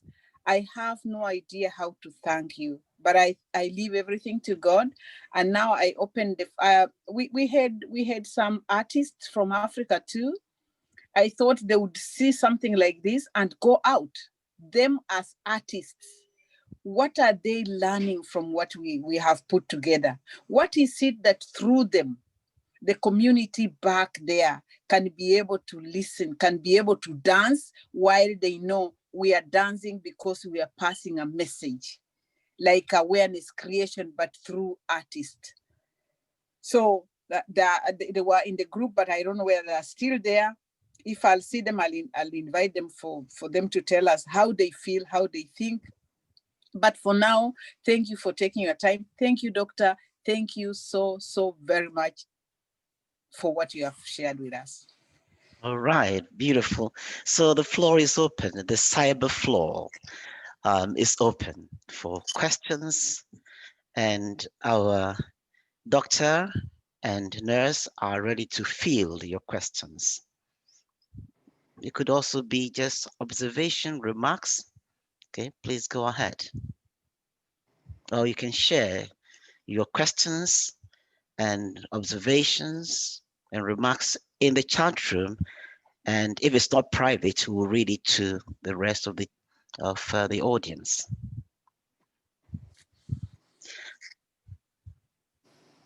Okay, so I'm going to ask the first question. I give myself the privilege to ask the first question. So Dr. Miska Kasahun, have you treated any COVID-19 patients at all? Okay, so I was now working in the COVID center. In our hospital, we had a different hospital or even building for COVID-19 patients, and for other services, we had a different building. So during the pandemic, I was an intern, and so I was now working with COVID patients, but we would get COVID patients, like we'll treat, let's say, a patient for appendicitis, and then in the process, we would know that the patient contracted COVID-19, maybe from the community, maybe from the hospital. So I've been in contact with patients who have COVID-19, but I have not treated them. Whenever we get patients like that, we transfer them to the COVID center. All right. Thank you. And then Nurse Anne from Kenya, have you treated any COVID-19 patients? If you're still here. Yeah, I saw her somewhere. Yeah, hello. Yes. Yes, many, because I'm in the reproductive health department. We've had many women who have had COVID and have come to deliver, either they come in labor or postnatally. And we have been having a separate unit for women who have COVID. So I have interacted with them and I've taken care of them. Okay, thank you. Yeah. And yes, and Sister Patience, my question is to you. So have you heard of or seen any of your members contracting COVID-19 locally or globally in Africa at all? Well, we can't hear you. Hit that thing. Sorry, so far, I remember, I don't know how it works. I remember the first days of COVID, they mentioned that they were using ARVs to treat people who were infected. And for us taking ARVs, I took it for granted that maybe we are good anyway, we cannot contract the disease, but it's not true. Because these are assumptions, this is misinformation which we get in our community. So far in my community, I haven't heard of one who has the disease. We keep on sending those messages to find out whether people are safe, and also our doctors, our GPs, they try their level best to find out everybody's kept home, no one is going out. That's why we also deliver our gift cards, whatever services we do, we reach out to our people in their homes. We are trying to avoid people going in buses and skytrains. So far, we thank God, unless there are cases which we don't know. As you know, there's stigma attached to all those two diseases. Otherwise, so far, we don't have any COVID cases. I was talking to the GP yesterday. She called me around 7, they are checking on us all the time. And then she was saying that, oh, we are so blessed that our community, we don't have cases so far from the African community, but we don't know how far true it is. So far, Right. like that's what I know. Okay. Thank you, sister. Yeah, Any a questions? question. Yes. Yes, a Yeah. question to Doctor in Ethiopia. Doctor, you may understand. I had asked the same question to a nurse in Ghana. That what is it that my grandmother or that person on the street or that person who doesn't have time to be gotten to the hospital and somebody has noticed those symptoms, what is it that the first thing you can advise in Africa that when you feel this or when you feel this is how you're feeling and you don't have medical care anywhere closer to you, this will be the first step for you to do? Like, for example, I would say, if I'm feeling this, maybe I'll tell people breathe in and out and hold the breath and something like that. So for you, what is it that you can tell the African brothers and sisters and grandfathers and seniors out there in Africa that if something like if they were attacked, what is it that they really need to quickly think of and do? Okay, so if they don't have access to a medical service, what they can do first is if they can wear masks, that would be very important so that they don't infect people around them, people who they love, and people who have underlying medical conditions, as I've been saying, people who might have like diabetes, people who might have kidney disease. So the first thing they should do, I believe, is to wear masks. And then maybe if there is a way for them to change their lifestyle, for example, if there is any smoking, if there is any drinking involved in their habits, they should quit that. And so they have to take care of themselves, just like when they have a flu, they will have to rest, they will have to watch out their diet, and maybe, and then if possible while doing this, get to somewhere where they can get medical services. Thank you. That was very good. Thank you very much. Any further questions? Before we do that, so there is somebody who commented in the chat room, Mesfin. By the way, Mesfin was the first person to join us today from England. He was the first bird to catch the earliest, the fattest worm, so to speak. And he was in about 30 minutes before time. So I told him you could just retreat, go back, sleep a little bit and come back. So he posted this information here. Miska, you know what? It is not just about the content. It is about your heart too. You give us both. All right, that was very glowing tribute to our doctor. Thank you. From from Mesfin. Thank you very Beautiful. much. Thank you. That means a lot. Thank you. Yes. Any questions? Any further questions, comments? I would, like I said, I would have been so happy.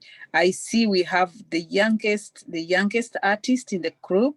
And this is what I was saying, as an artist, as young as you, Mary Mukabita, what is it that you can share with the world? What is it that you have taken out from this conversation? And what do you think we can support you to do tomorrow? Kavita, if you're there.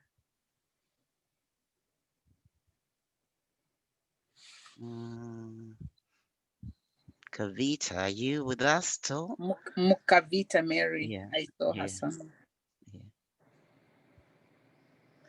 Maybe she's already gone. Anyway, okay. All right. So our program is drawing to a close.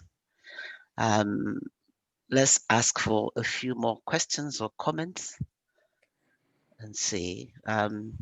Share your ideas, your knowledge, your hopes and aspirations, challenges with us. We are all here to learn and support one another. We live in a global village, right, where our destinies are tied willy-nilly, whether we like it or not. Kimani, you're there. Kimani, speak. Mama Kombi, thank Yes, you. sir. Seeing you there, it's amazing. And also listening to Charles and all the speakers, it's been amazing. So I just want to say thank you so much. It's been very uh, educative session. And I cannot thank you enough for bringing all these people on board and talking about the pandemic. It has harvested, as you know, many people have said, harvested many of our friends and relatives, and it's quite unfortunate. And thank you for also bringing this home. Beautiful. Thank you, Kimani. Thank you, Kimani.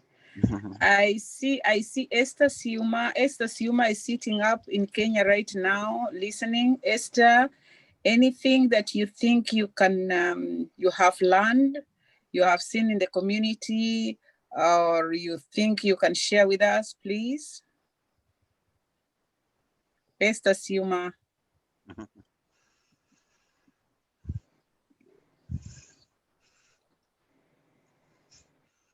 All right. Okay, so I think it's getting late. Okay. Or early in the morning, too early in the morning in other parts of the globe. Yeah. So we should be drawing the curtains now. I'm going to say a short vote of thanks for us to close. With my hands on my heart, I thank all of you, the speakers, for sharing your thoughts, your knowledge, your wisdom with the rest of us. For the audience, I thank you for your dedication and making the time to share this event with us this evening, afternoon, morning, tonight. We hope you join us the next time we plan another webinar to educate ourselves. Next time, please come armed with your experiences to share with us your knowledge. Again, we are all in together. May I take this opportunity to thank our funders, the Red Cross, the BC government, and also the federal government that give money to the Red Cross to give to our organizations to fight COVID-19 and protect ourselves against the scourge. So thank you all very much indeed, and stay well, keep hand washing, social distancing, all right? Face mask. Oh, wait, I put mine. Put your face mask all the time. All right. God bless all of you. The city of Vancouver. The city of Vancouver. We thank you. The city of Vancouver. Yes, we thank you and very much. Individuals as well. Yes, very good. Very good. I thank you all. I thank all of you. All right. Thank you. Spread the message. Share the message. Thank you. Again, you are because I am. We are because I am. All right. I am because we are. That is the Ubuntu philosophy. It takes the entire village to raise a child. That is the African way of doing things. We share. So let's share and protect one another. Asante sana. Kwaheri. Watu wazuri. Beautiful people. Right thank on. you, Dr. Thank you, everybody. My Thank pleasure. you. Bye-bye. Bye-bye. Thank Bye-bye. you. Bye. Thank you. Bye-bye. Thank you. Bye. Thank you, sweetheart. Thank you. My dear coach, bye-bye. Letitia, my family in Ghana, bye-bye. Ghanaian, I'm coming to Ghana. I'm coming to Ghana. I am coming.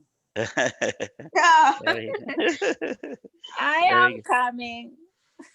Where is my Kobe? Kobe, are you gone already? Kobe! Kobe is a very bright young, son of mine. I mean, can I bring him for a dance in August? Can yes, he dance? You can. He can dance. Yeah. Okay. Make him dance for me. I want him to come. All right. Okay. Okay. Very good. Siuma Esther, she's somewhere there, and maybe she's asleep. I see her here. And okay. Beautiful. Yeah. Oh, and I will be remiss if I don't thank our Ashley, our Ashley. one and only one Ashley. She is made our, everything go so seamlessly well. Thank you, Ashley. You are an angel. You are a God sent. She is My our hand on my director. heart for you. Yeah. Thank you, Ashley. Thank you so much. Mama. Oh. Sunday Mama Africa. Sunday Mama Africa, Ashley. Thank you so much. Okay, so take care, everyone. Thank you, Thank sweetheart. you. I'm going to officially stop recording now, okay? All right. Okay. All right. Take care.